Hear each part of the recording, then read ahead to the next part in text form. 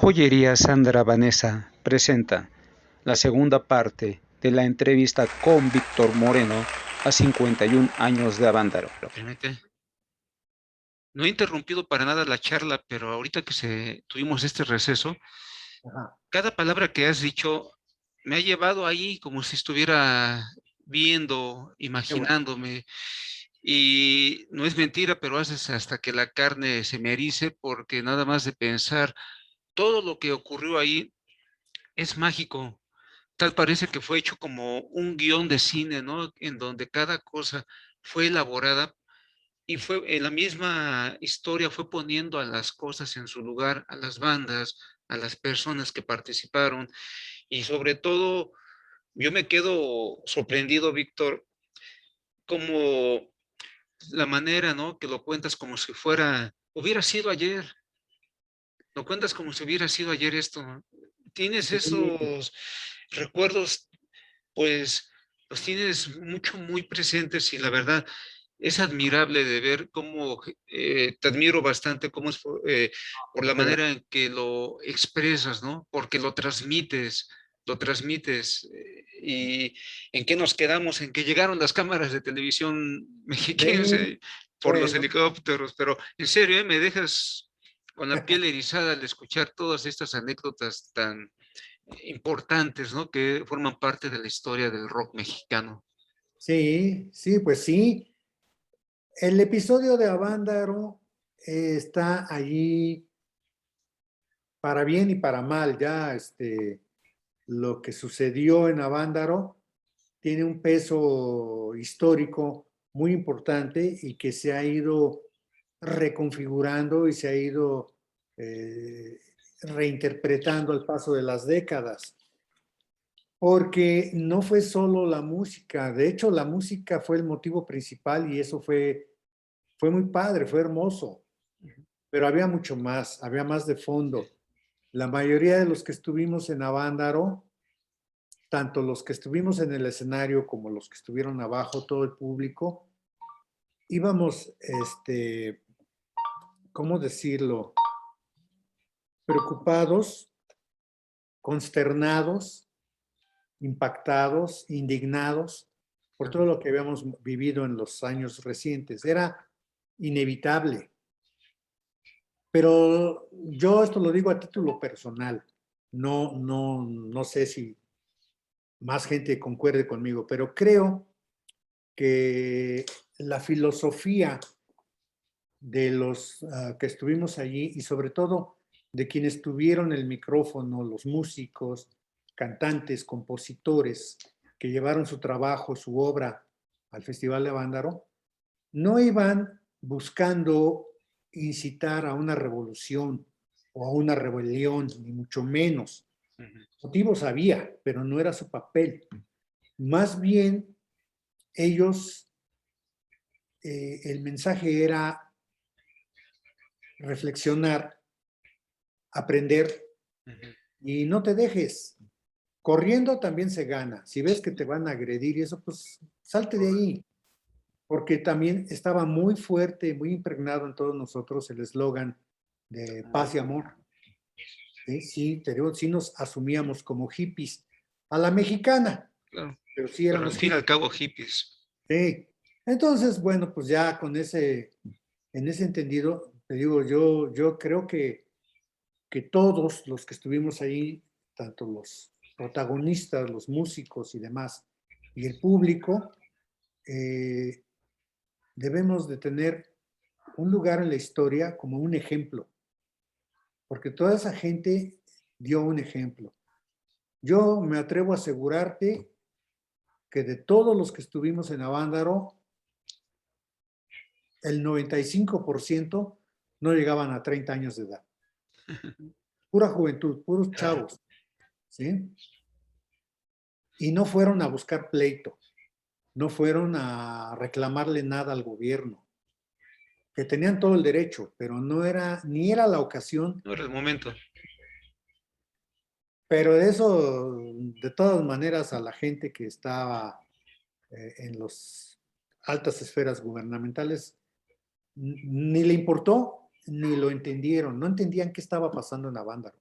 Lo que sí entendieron o creyeron es que se les salieron del huacal. Sí. No se lo esperaban y reaccionaron a toro pasado.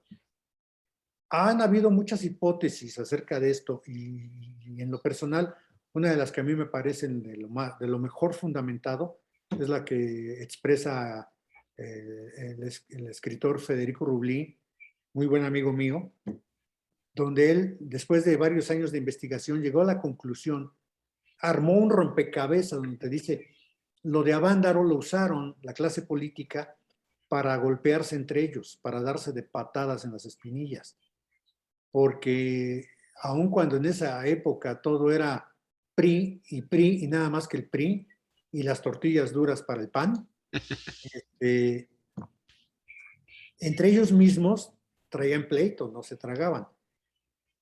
Y aun cuando realmente apenas empezaba el sexenio de Luis Echeverría, el gobernador del Estado de México en ese momento era Carlos Hank González. Y el secretario de Gobernación era Mario Moya Palencia. Y los dos se sentían con tamaños para ser presidenciables para el siguiente sexenio. Fíjate ya cuánto futurismo manejaban. Entonces, uno trataba de sacar de la jugada al otro.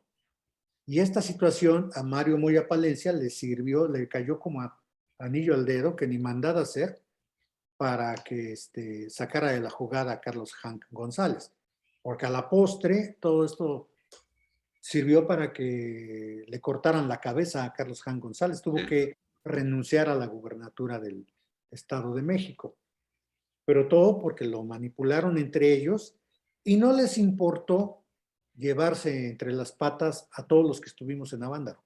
Si no les importó masacrar al pueblo en Tlatelolco, en la normal de maestros, pues ¿qué les íbamos a importar los hippies, drogadictos, mugrosos, encuerados, todo ese rollo, ¿no? Del que hicieron tanto escándalo. Entonces, eso en ese momento, pues nadie lo podíamos imaginar ni saber. A unas horas de que empezara el festival, a mí en lo personal, yo en la tarima estaba, al mismo tiempo que estaba yo eufórico, contento, gozoso de estar ahí, pues la verdad sí también tenía miedo, ¿no? Tenía miedo de que algo saliera mal, de que algo fallara, que algo fuera culpa mía y tronar. Entonces traté de aplicarme, ¿no? Estar revisando todo, que los cables estuvieran bien, que los amplificadores estuvieran bien colocados. Con la cantidad de equipo que tuvimos allí, lo que hoy le llaman backline, porque ahora todo se habla mitad en inglés y mitad en español y todo mal. Pero bueno, son poses. Ese backline teníamos una segunda línea de aparatos atrás en prevención, como de refuerzo en caso de ser necesario. Y te repito, las tuvimos que cubrir con mantas para que no se mojaran. Las baterías acumuladas, puestas en algún lado, los tambores, todo también apilados y tratando de evitar que se mojaran. Era muy difícil porque no teníamos el espacio suficiente. Ya con el equipo instalado, ya con las cámaras allí, con los músicos en tránsito, más toda la gente que no tenía nada que hacer en el escenario, pero ahí estaban, pues ya no había espacio, estábamos muy saturados, ¿sí?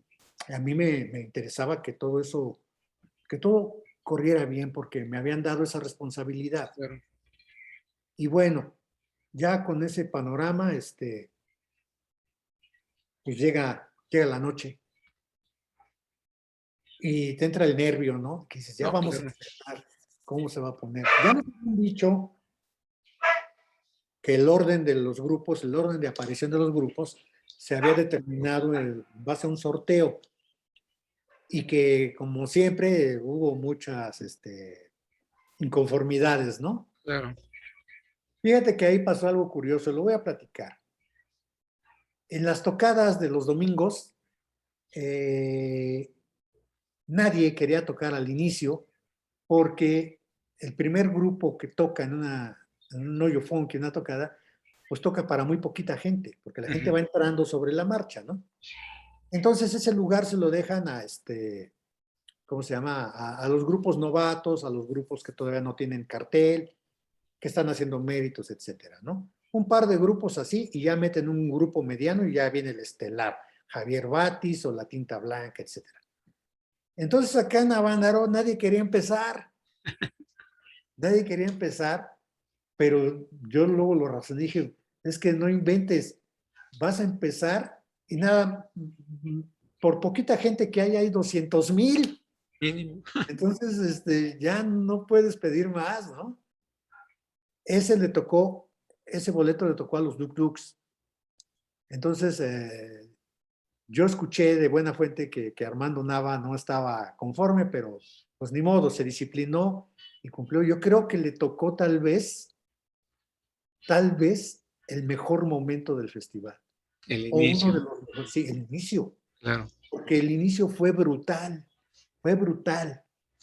Yo mismo, así como me decías hace unos minutos, ahora a mí se me enchina la piel nada más de recordar que conforme vas viendo, faltan 5 minutos, faltan 3 minutos, falta un minuto, ya vamos a empezar. Alguien toma el micrófono, yo me paré entre los amplificadores atrás, yo quedaba a espaldas de los músicos para vigilar, y desde ahí pues yo tenía el panorama amplio hacia adelante, te digo, no se veía nada, porque era la oscuridad total en la sierra. Y alguien toma el micrófono y dice palabras más, palabras menos, pues muchachos, queda oficialmente inaugurado el Festival de Avándaro. Y en ese momento, al mismo tiempo, se encienden unos reflectores que estaban a los lados del escenario. Son reflectores que yo tengo entendido los que usan para localizar aviones. Una, Oh, sí. una potencia increíble. Por ahí se coló un perro ahí en Avándaro. Y y al mismo tiempo que se prenden los reflectores, entran los Duk Duks, entra la música. Híjole, se me enchina la piel, el grito, la gente, te imaginas 250,000 No, personas al mismo tiempo diciendo, sí, sí pudimos. Y es fue impresionante. yo sentí en el escenario un empuje de energía de la gente que, bueno, se me caía la cara, dije, ¿qué estamos viviendo? ¿Qué es esto? Esto jamás lo íbamos a vivir en un hoyo funky, ni en ningún lado, ni en el Estadio Azteca siquiera. Claro. Eso fue brutal, porque yo lo interpreto como que el público, los muchachos que estaban ahí, la gente se desahogó en ese momento de la impotencia de haber vivido los episodios nefastos que te mencioné. Entonces, no, fue algo, es que no se puede describir con No, palabras. claro. Es muy difícil. Y te repito, a mí se me puso la piel chinita. Yo dije, no manches, ¿qué es esto? Es un monstruo, porque ya con la luz encendida, yo vi un mar de gente abajo, un mar de cabezas que se dejaron venir contra el escenario. La valla metálica que había desapareció, así la tiraron, ¿sí? Pero imagínate el empuje de más de 100,000 personas atrás de ti, llegaron hasta el pie del escenario Sí. y por simple instinto empezaron a treparse, porque si no los aplastan. Y en el primer receso que hubo les empezaron a decir, cálmense, tranquilos. Ahí empezamos a sentir cómo se movía el escenario. Cuando tiembla, así sentíamos. Y les decían, no, cálmense, bájense, no se suban al escenario, estamos en peligro, aliviánense, esto se puede detener el evento si ustedes no se alivianan, ¿sí? El mismo Armando Nava diciéndoles tranquilos, sí vamos a seguir tocando, pero cálmense porque si no esto puede terminar en una tragedia. Entonces la gente se arremolinó abajo a nuestros pies. Yo veía para abajo y decías, no manches, o sea, ¿dónde va a entrar tanta gente?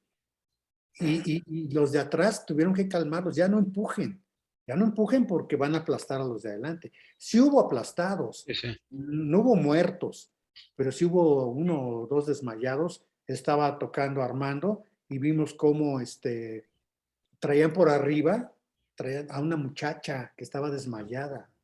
y Armando le habló al público, le dijo, ayúdenla, ayúdenla, atrás del escenario están los servicios médicos, pásenla por arriba para que llegue hasta allá, porque sí, me imagino que sí se sofocó, la aplastaron, no sé, Claro. y la impresión, ¿no? Entonces, todos los que tomaron el micrófono, ya sean músicos o animadores, controlaron al monstruo, porque si no, quién sabe, ¿eh? Y tuvieron mucha relevancia en eso. Entonces, te repito, por eso yo creo que a Armando muy posiblemente le tocó el mejor momento, porque en ese momento explotó todo, explotó así, literalmente, y ese rugido de más de 250,000 voces, nunca se me va a olvidar. Impresionante. No, Independientemente del orden que se siguió, el inicio y el final, ¿cuál crees tú la, que- cuál crees tú que fue la banda la que se llevó la noche y cuál era la banda que llegaba en mejor momento a ese festival? mira, no quiero parecer injusto ni mucho menos, ¿no? Además, pues qué bueno, que te agradezco la pregunta. Tal vez yo no soy la voz más autorizada para decir algo así, pero sí te puedo dar mi impresión personal. La banda que iba mejor preparada, híjole, pues yo creo que al mismo tiempo fue la banda que se llevó la noche, Peace and Love, Piénsalo. Peace and Love, porque eran una máquina perfectamente bien engrasada, que venían de estar trabajando todos los fines de semana y aparte tocaban en lugares como Champaña Gogó, Los Globos, la Zona Rosa. Entonces venían venían muy filosos y además tenían una capacidad de convocatoria enorme. La gente los seguía a donde fuera y reaccionaba muy bien con ellos. Entonces la participación de ellos, el momento en que les tocó subirse y hacer su show, eh, fue el punto álgido. No hubo puntos flojos, si acaso cuando se fue la luz, y eso ahorita Sí, te lo sí. platico, pero todos los grupos lo hicieron bien, todos los grupos lo hicieron bien, todos los grupos eran buenos, todos los grupos se entregaron, llevaron su mejor esfuerzo y entregaron y dieron lo que ellos traían, lo que sabían hacer, porque además la premisa que se manejó es que todos los grupos presentaran su propia obra. O sea, nadie fue a tocar covers. Todos tocaban sus canciones, sus rolas. Todos traían un discurso propio, un mensaje. ¿Sí? Entonces, eso le da un valor adicional a todo lo que se dio, a todo lo que se vivió. Porque, te repito, los covers siempre han existido y siempre se han usado y funcionan. Pero ahí se les pidió que tocaran música original y todos lo hicieron. Y te digo, todos lo hicieron muy bien. Son muchos los factores que intervienen para que esto sucediera, para que Peace and Love tal vez también logró el impacto que logró por el horario, porque ellos tocaron, si mal no recuerdo, a partir de las 12 de la noche. Entonces, para toda la gente, toda la banda, todos los que andan en el cotorreo, pues es apenas la hora El mero chida, ¿no? La hora en momento, que sí. estás poniéndote a tono. Y ya después, conforme fue avanzando la madrugada, aun cuando los grupos siguió Bandido, Tinta Blanca, El Amor, pues ya les tocó por ahí de las 3, 4, 5 de la mañana, entonces ya mucha gente ya estaba cansada, ya muchos se habían dormido, ¿sí? Pero aún así tuvieron buena respuesta, tuvieron buen impacto. Three Souls, que fue el grupo que cerró, pues al mismo tiempo que les tocó el horario más, no sé si el más incómodo, pero sí ya era el final y era cuando ya mucha gente empezaba a irse o muchos ya estaban cansados y aún así tuvieron muy buena respuesta, Sí. porque con todo y eso mínimo tocaron para 150,000 No, personas, no, entonces pues, no, no son. lo demás es lo de menos. Sí. Entonces ya te digo, todos los grupos lo hicieron muy bien y te repito, tal vez por esa mezcla de factores, Peace and Love se llevó la noche, como lo hacían en los hoyos funkis, cuando se presentaban, donde se presentaran, arrasaban, arrasaban. Y venían como locomotora, tenían todo a su favor. ¿sí? Y sobre todo, te digo, eran buenísimos. Sí, Todos los grupos eran buenos. En ese evento hay quienes dicen, y eso no es cierto, que allí debutó Bandido. Y te ujú, voy a decir por qué no es cierto. Lo que pasó es que Bandido tenían muy poco de haberse integrado. sí. No creo que tuvieran arriba de 2 meses, tal vez menos, ¿sí? Apenas se habían presentado 2 o 3 ocasiones en la Ciudad de México y ¡pum! Fueron a parar a Vándaro.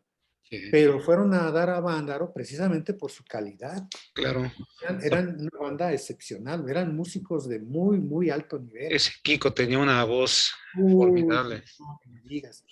Todos eran, ahí era una banda que, mira, no voy a decir ningún secreto y ni modo.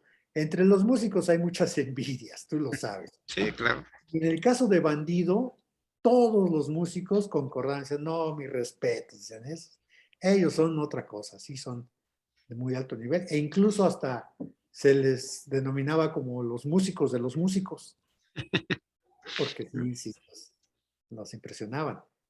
El Ritual, que es el grupo con el que yo trabajaba, tuvimos muchos problemas. Después de que termina Peace and Love, se empezaron a dar problemas que mucha gente no ha sabido interpretar, tal vez porque pues, no estaban allí, solo saben lo que han leído, y yo al paso de los años, ahora me fue cayendo el 20. ¿Sabes qué pasó? Que las plantas de energía, las plantas de luz, empezaron a irse para abajo. Ya. Estaban rebasadas, ¿sí? Entonces no podía, o sea, no pensaban que fueran a tener la demanda que tuvieron, ¿no? Entonces ya con el Ritual empezamos a tener problemas de energía eléctrica en el escenario. Y después del Ritual, si la memoria no me falla, tocó Bandido.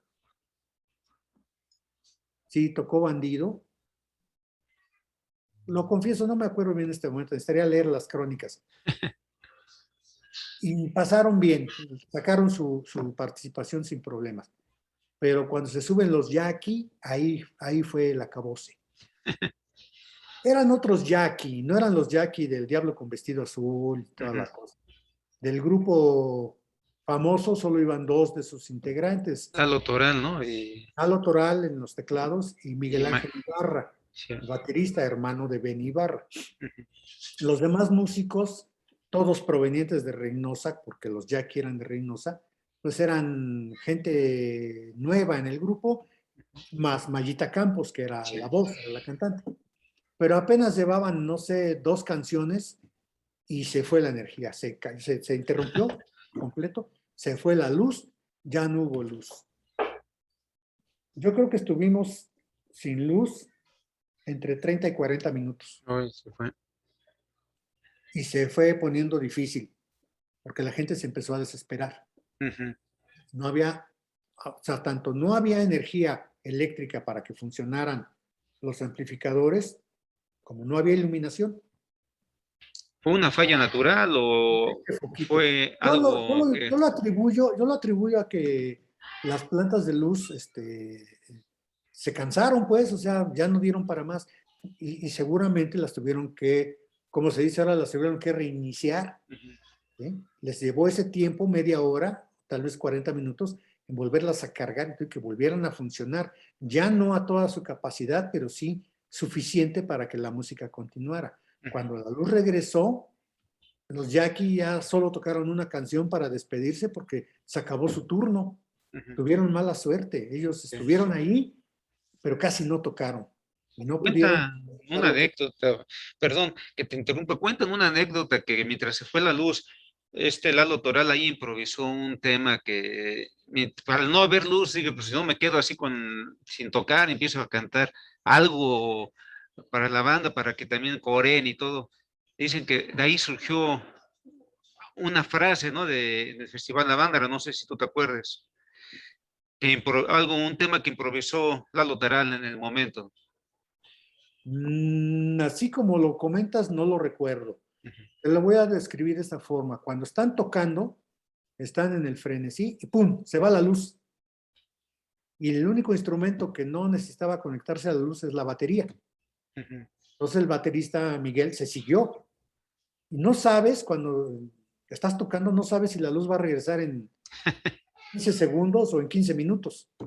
Entonces él siguió tocando e improvisó un solo de batería. Ya.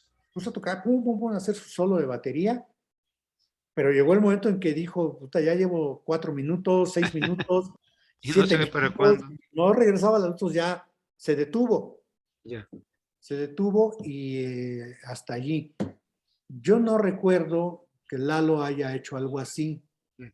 No sé si él lo declaró, y si él lo dice, pues yo no lo contradigo, ni mucho menos, yo no lo recuerdo.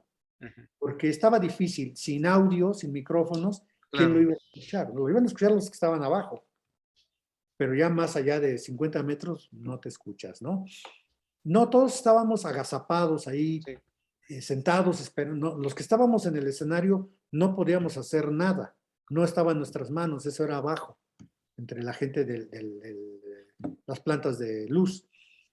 Y en un momento dado, eso sí lo recuerdo bien, y en una entrevista también Lalo lo comentó, aventaron una caguama que se reventó en la estructura y se hizo pedazos, volaron vidrios, ¿sí? Afortunadamente no lastimó a nadie, pero sí fue un mal indicio, ¿no? Claro. Porque dices, puta, se van a empezar a volver locos y quién sabe en qué va a acabar esto. Entonces yo quiero enfatizar que los grupos, todos, fueron a dar lo mejor. Claro. Fueron a dar lo mejor. Cada uno presentó su propia propuesta, como te decía hace rato, su discurso, y, y la gente escuchó música de muy alto nivel, de mucha calidad, con los Tequila, con El Amor, con La Tinta Blanca, El Ritual, todos, Duk Duks, Peace and Love, la División del Norte. La División del Norte fueron el tercer grupo en el orden. Y cuando ellos estaban tocando, la noche todavía era joven, eran las 10, 11 de la noche, estaba todo el show, el escenario moviéndose, seguía moviéndose. En lo personal yo pensaba, si nos caemos, ojalá nos caigamos hacia atrás, Sí, pero no porque aplastar a la gente. si el escenario se vence hacia adelante, vamos a caer encima de la gente. Sí. Le van a caer toneladas de equipo a la gente y va a haber muertos. Forzosamente va a haber muertos.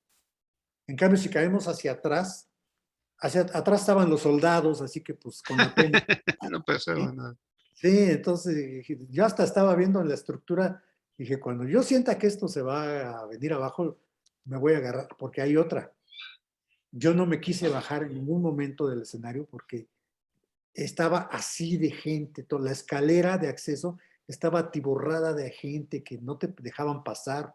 Para bajar o subir tenías que empujar a todos, ¿no? Dije, si bajo, ya no voy a poder subir. Yo no me quería perder nada, ¿no? Pues ahí me quedé todo el tiempo. Y y yo pensaba eso, ojalá si nos caemos, nos caigamos hacia atrás. De verdad, yo no sé por qué no nos caímos, de verdad. Porque ya después, cuando acabó todo, el escenario, la estructura, no estaba anclada, Wow. nomás estaba puesta así, sobrepuesta en el piso. Entonces, desafiamos las leyes de la física. De verdad, no sé por qué eso no se cayó, no sé cómo aguantó tanto peso. Como te digo, mucha gente en el escenario, estaba tocando la División del Norte, yo estaba parado, te digo, entre los amplificadores, entonces mi ángulo de vista era al frente, hacia el público, y solo si volteaba yo hacia los lados, veía yo los que tenía yo aquí y acá, dentro del escenario. Lo que pasaba fuera del escenario, ni nos enteramos. Y estaba en eso y un camarógrafo me habla, me dice, ven, ven, a ver, me dice, fíjate, por el visor de la cámara estaban rebobinando la cinta, habían filmado a la chava que se encueró Ujú. y me la puso para que yo la viera cuando se estaba encuerando, ¿no? Y dije, ¿y eso a qué horas fue? Dice, hace ratito. Pero esta chava ahí arriba de un camión y ellos sí la pescaron, la pudieron filmar, pero nosotros nunca nos dimos cuenta, yo nunca la vi, Mm. nunca vi cuando se encueró la chava. Al rato, no sé, una hora después, tanta gente que había en el escenario, me encuentro una muchacha que estaba parada atrás de los amplificadores, delgadita, muy tranquila, con su cinta hippie aquí en el pelo, una playera blanca. Y le dije, oye, teníamos una caja de refrescos. ¿Quieres un refresco? Sí, órale. Se lo destapé, se lo di. Fui a ver qué más había que hacer. Cuando regresé ya no estaba. Ya se había ido. Bueno, cuando salen las revistas, las publicaciones y salen las fotos de la encuerada, era ella. Mira ya. Ella, dije, esa es la chava que estaba ahí, la que le di el refresco y llegó ahí al escenario. El siguiente año, en el 72 ya, con el ritual, fuimos por ahí de abril, fuimos a Monterrey y se hizo la tocadota ahí en Monterrey, terminó todo. Y ya que terminó, nos fuimos al hotel y al hotel llegaron, no sé, varios chavos, eran como 7, 8 entre hombres y mujeres. Y llegaron a saludar, eran fans, ¿no? Y estaban ahí platicando y muy contentos porque estaba el ritual en Monterrey. Y nos dicen, y dice una de ellas, ¿no se acuerdan de mí? Y le dije, pues, ¿quién eres? Dice, pues yo soy la encuerada, dice la que Ya, me bueno. encuera. Ya cuando dije, sí es cierto. Sí, la reconocí, pero ya iba bañada, maquillada, y le digo, ¿cómo te vamos a reconocer si vienes vestida? Exacto. O sea, ahí en Monterrey nos la encontramos. Hay muchas leyendas acerca de quién era. Y según en algunas publicaciones dicen que era una chava de Guadalajara y hasta dan los nombres. Pues yo no sé de dónde era, pero yo me la encontré en Monterrey. Monterrey. Ahí fue donde la vi el siguiente año. Entonces te digo, fueron muchas cosas, ¿no? Muchas. Ya después del apagón, después del bandido y todo ese rollo, yo sí ya empecé a sentirme muy cansado, de verdad, muy cansado. Y, y no sabía yo si iba a poder aguantar el resto de la jornada. Entonces le pedí a mis compañeros que me apoyaran y ahora sí me bajé del escenario y me fui a uno de los camiones que nos transportó y me fui a dormir un rato. Yo no vi tocar a La Tinta Blanca, no vi tocar a El Amor y cuando desperté y regresé al escenario estaba tocando el Three Souls. Entonces llegué ya al final. Ya que terminó Three Souls y todo el rollo, pues ya muchas gracias y ahí se ven, y el éxodo. Y empezar a desarmar todo, a desconectar y a guardar. O sea, pues ese es el trabajo, hay que hacerlo, ¿no? Y bueno, pues es que de todo eso yo te puedo hacer una película. Sí, lo que Hay estoy muchas viendo. cosas que no me detuve en ello porque si no aquí nos quedamos 4 horas. No sé cuánto tiempo pongamos, ¿no? Pero sí, te repito, en ese momento, para mí lo más relevante fue la música que llevaron los grupos y el comportamiento del público. El comportamiento fue de verdad ejemplar, ejemplar. O sea, no hubo lastimados, nada de gravedad, no hubo asaltos, no hubo violaciones, no hubo Fíjate, eso nada. fue lo bueno. Sí hubo un montón de motas, sí la hubo. Normal, como ahorita. Sí, Oye, era... oye, Víctor, ¿con qué parte importante de este festival te quedas tú? Pues como te digo, lo acabo de decir casi. Todo es importante, pero hubo una parte mágica, porque realmente, así como lo cuentas, no se sabe ni para dónde irte, porque es como un libro mágico que abres y Sí, te pierdes. sí, sí. Pero qué parte mágica de este festival es con el que tú que me digas, con este me quedo. Lo que comenté hace rato, el inicio, Sí, sí. la explosión del público al abrir el festival, fue algo, yo lo describo así, fue brutal, fue catártico, una catarsis del público, ¿sí? Entonces ahí, te repito, es una experiencia que muy pocos la vivimos, sobre todo los que estábamos en el escenario en ese momento, porque recibimos de frente el impacto de la energía del público, ¿no? Híjole, Eso es Víctor, nos has fantástico. dado una cátedra, Gracias. este, pues mucho, Mira, muy bella, te voy a porque enseñar este libro. ¿Sí? yo estuve en Avándaro de No Graciela lo Edith. conoces. A lo mejor conoces este libro. Yo creo que sí.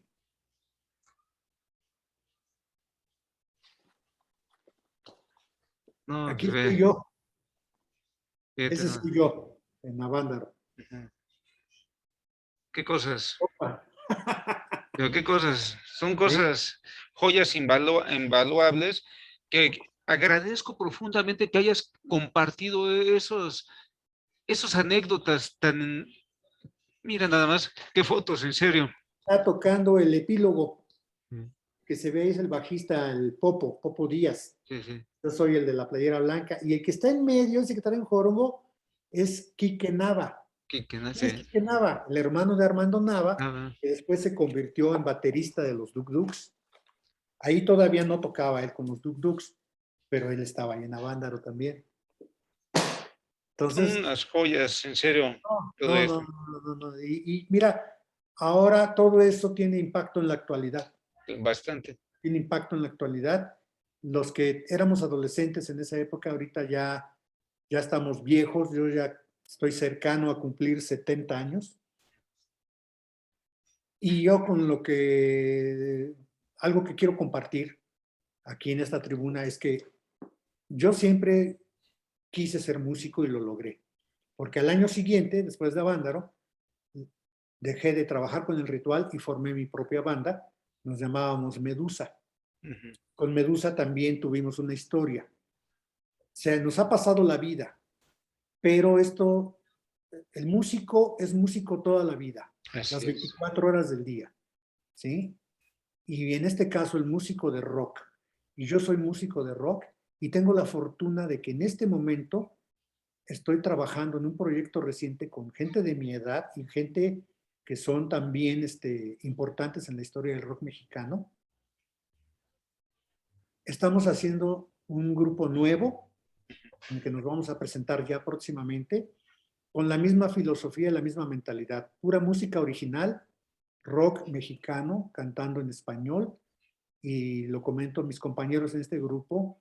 En la guitarra está Javier Villafuerte, quien fuera guitarrista de La Verdad Desnuda, de un grupo que se llamaba Religión y también de Ciruela. Sí, sí, En el bajo está Miguel Esparza, más conocido como el Gallo Esparza. Él es bajista de los Duk Duks y también está tocando con nosotros. Y yo estoy en la batería. Entonces, ¿por qué comento esto? Porque quiero dejar constancia de que a pesar de todos los años transcurridos, sigues vigente. no se nos quita lo malora, ¿no? Queremos seguir esto y no vamos a tocar tributos, ni vamos a tocar covers, nada de eso. Traemos una idea, traemos una propuesta que presentarle a la gente de ahora y una música que creo que les va a gustar, porque Ojalá cuando es tengas rock. eso nos avises y Sí, sí, tocar ese claro. tema de tu banda y las puertas aquí están muy abiertas, Víctor. Muchas gracias, sí. Porque Así es. sí, todo lo que, no dudo que, así como nos comentaste todos estos hechos y sucesos, no dudo tampoco que tu banda tenga una gran calidad y sobre todo por esta cantidad de músicos que traes de de mucho nivel y de mucha trayectoria también, sobre todo. Así es, así es. Sí, pues yo la verdad, no hablé ahora, es la primera entrevista que hago y es la primera entrevista que hago, pero realmente me dejé llevar por todas esas anécdotas tuyos y que la verdad son mágicas. Es así, se engancha. Y hablando de Woodstock, ¿crees tú que también Avándaro se igualó a ese festival? No a lo No, mejor en cuanto a infraestructura, pero sí en cuanto al ambiente, no sé. en algunos aspectos sí. No puede ser igual porque no somos el mismo pueblo, no tenemos la misma cultura, no tenemos el mismo enfoque, pero sí entiende, la gente sí sabe lo que le gusta y lo que no le gusta. La Claro. gente sabe lo que está bien y lo que no está bien, ¿verdad? Los motivos por los que sucedió Woodstock, pues tienen que ver con la guerra de Vietnam, ¿sí? Y que tiene que ver con el descontento de la población y de la juventud de Estados Unidos con su gobierno, que es el equivalente de lo que pasó aquí. La gente que fue a Vándaro estaba a disgusto con el gobierno también, ¿sí? Pero sí, somos muy afortunados de vivir en un país enorme, en un país bellísimo y muy rico, no solo en cuanto a recursos naturales, sino a su población, a su gente y a su cultura, ¿sí? Pero todavía nos falta acomodarnos, nos falta mucho, varias generaciones, pero para las generaciones que vengan más adelante, cuando vengan los nietos de mis nietos y vean este video, puedan decir, ahí era la historia, así fue, así sucedió. No lo vi en ningún libro, mi abuelo me lo platicó, ¿sí? Mi bisabuelo lo vivió. Entonces, Y, ahí está la cosa. Víctor, ¿crees tú que estos 51 años o a punto de cumplir los 51 años del festejo de Avándaro, crees tú que el esfuerzo que se hizo por parte de toda esa generación ha valido la pena con lo que es ahora la música? Hablemos específicamente del rock mexicano. Sí, sí, porque todo esfuerzo de entrada es apreciable y es digno de ser tomado en cuenta. Pero vuelvo a lo que te decía, y aquí voy a entrar en otro tema un poquito espinoso. El rock que se hacía en la época de la onda chicana, los músicos que lo hacían estaban muy preparados, no solo como músicos, sino también en el aspecto académico. Eran universitarios, muchos eran universitarios. A lo mejor todavía estaban en la prepa o en la facultad en ese momento, pero traían esa preparación y lo mismo el público. El público que asistía a las tocadas en el año 70, 71, la mayoría eran gente de la UNAM, del Politécnico, de las escuelas. Sigue habiéndolo, sigue existiendo eso, pero ahora, y sobre todo con la apertura de Internet, se ha permitido, ha sido posible que gente que no tiene esos niveles de preparación también haga rock. Y es muy respetable, pero tiene muchos límites. Claro. No es lo mismo un compositor como el Pájaro Alberto, no te habla de los mismos temas que te hablan ahora los grupos urbanos, ¿verdad? Que te repito, son respetables. Yo respeto Claro. todo eso, no juzgo, pero sí me gustaría ver más nivel.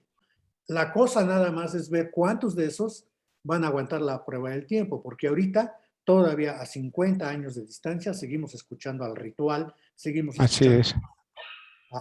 a los Duk Duks, a Tinta Blanca, a todos ellos, ¿no?